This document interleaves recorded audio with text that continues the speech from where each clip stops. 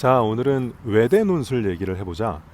여러분들 강아지 기르는 사람들 한 번쯤 들어봤을 텐데 굉장히 기르기 까다로운 견종을 악마견이라고 하지. 뭐 3대 악마견 뭐 이렇게 있잖아.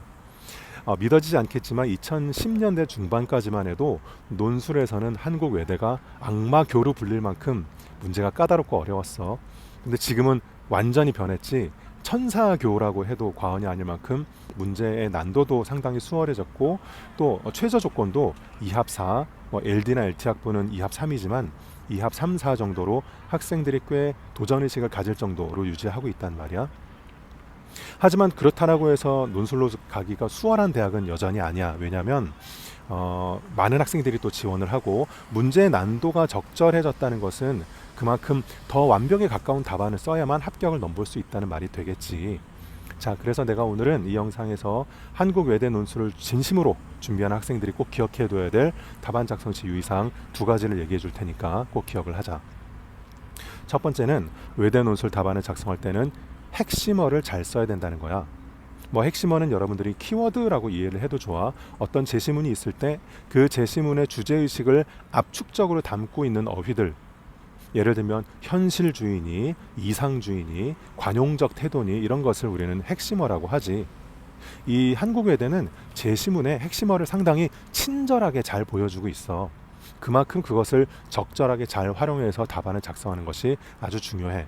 실제로 한국 외대 그 채점 기준표에 보면 핵심어 또는 유사어를 적절히 활용을 했을 때 좋은 점수를 준다. 그렇지 않은 경우에는 이제 감점이 들어가기 시작하는 거야.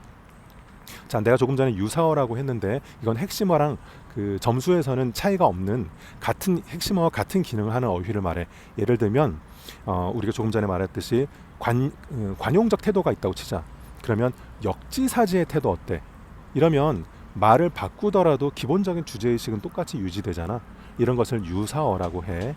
그러니 핵심어나 유사어를 적절히 활용하는 것이 아주 중요하다. 그런데 한 가지 유의할 점이 있어. 이 한국외대 채점 기준에 보면 근접어라는 표현도 나오거든. 그런데 근접어부터는 점수가 달라져. 근접어는 조금 전에 우리가 예를 든 걸로 계속 얘기해 볼까? 이 관용적인 태도라고 했을 때 배려적 태도라고 한번 해봐. 그러면 비슷한 계열이긴 하지만 분명히 의미는 다르지. 이런 경우는 근접어라고 해. 이때부터는 점수가 달라진다. 그래서 그 채점 기준에도 핵심어나 유사어를 적절히 썼을 때는 A+를 받을 수 있지만 근접어를 사용하게 되면 A0가 돼. 그러니 학생들은 여러분들은 외대 답안을 작성할 때 얼마나 핵심어나 유사어의 사용이 중요한지 알 수 있겠지. 이 점을 꼭 기억을 해두자. 이게 첫 번째고, 두 번째는 가독성 있는 답안을 쓰는데 신경을 많이 써야 돼. 가독성이라는 것은 단순히 글씨가 예쁘거나 이런 것을 말하는 것이 아니라 의미의 흐름이나 논리의 흐름이 부드럽게 이어진다는 것을 뜻해요. 내가 다른 영상이나 다른 강의에서도 여러 번 강조를 했는데 이것을 내 말로는 뭐라고 하냐면 친절한 답안이라고 해. 친절한 태도라고도 하지. 뭐냐면 상대방이 미리 내용을 알고 있다라고 전제하지 않고 상대방이 모른다라고 전제한 상태에서 답안을 쓰는 거야.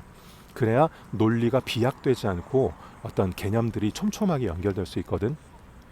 이게 중요한 이유는 조금 전에 말했던 핵심어라는 측면, 그 다음에 외대 논술 답안의 길이가 그렇게 길지 않다는 이유 때문에 그래. 무슨 말이냐면 외대 논술은 1번이 400자, 2번이 450자, 3번이 500자 정도거든. 그러니까 이게 길지 않지. 게다가 조금 전에 말한 것처럼 핵심어 중심으로 답안을 쓰려고 하다 보니까 길지 않은 분량을 핵심어 중심으로 답안을 쓰다 보면 자칫 툭툭 끊기듯이 답안이 되기 쉽단 말이야. 그렇게 되면 논리 전달이 수월하지가 않아요. 그래서 가독성 있는 친절한 답안에 훨씬 더 신경을 써줘야 되는 거야. 간혹 학생들이 이렇게 말하는 경우들이 있다. 교수님들은 채점을 하시잖아요. 그러면 다 아시는 거 아니에요? 그럼 이 정도 쓰면 무슨 말인지 아시지 않을까요? 교수님들은 무슨 말인지 아시겠지만 중요한 것은 네가 그것을 제대로 알고 있다는 느낌을 줄 수가 없어. 그런 답안으로는.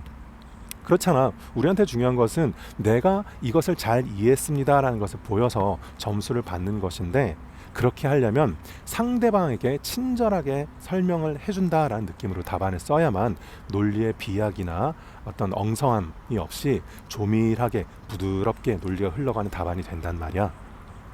정리할게. 이 두 가지 얘기했어. 한국 외대는 답안을 쓸 때 두 가지가 아주 중요하다. 첫 번째, 핵심어를 잘 활용해야 된다는 측면. 두 번째, 그래 핵심어 중심으로 답안을 쓰다 보면 자칫 글이 툭툭 끊기는 느낌이 들기 쉽기 때문에 가독성이 있는 친절하게 논리적인 흐름이 부드럽게 연결될 수 있도록 답안을 쓰는데 특히 더 신경을 써야 된다. 이 점 두 가지는 반드시 기억을 해뒀으면 좋겠어. 그러면 여러분들을 위해서 문턱을 많이 낮춰준 외대 천사교가 됐잖아. 여러분들한테도 좋은 기회가 될 수 있을 거야. 자, 오늘은 여기까지 하자.